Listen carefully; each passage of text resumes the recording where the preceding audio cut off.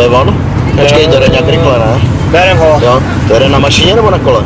Bobule, tady Bedřich 128, kolo na dálnici, jede jak dobytek, jeden pode 1, směr Praha, 185 km.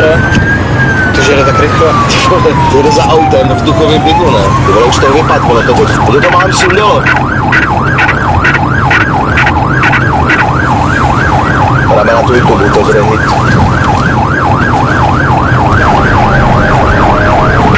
Počkej, jde? Nevím. Jde. To nevím. Co? Ztratili moment, ztratili jsme ho. Počkej, Macho. Ty, zase Zastav!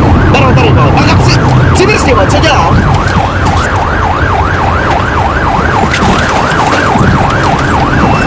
Jak prdel, on to přejde přes svodidla, vole, na druhou stranu. Jo. Tak pojď jedem, dáme ho dál. Jo, dej. Tam je, vole. Vidím ho. Je, kolik jde ty, vole, 98. Teď mi stará doma neuvěř.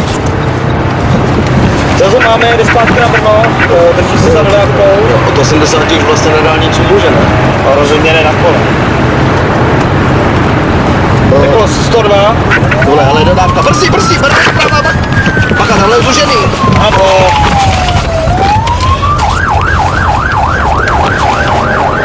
Nemůže, vole, to už musím úplně vyřízeno, dělat šlape. Já mám pokud zastavení. Zastavte vozidlo! Slyšíte, zastavte vozidlo! Kurva, slez toho kola! Ale bacha, on uhýbá, počkej, tam jeď. Tam je odbočka. Tady, ber to doleva.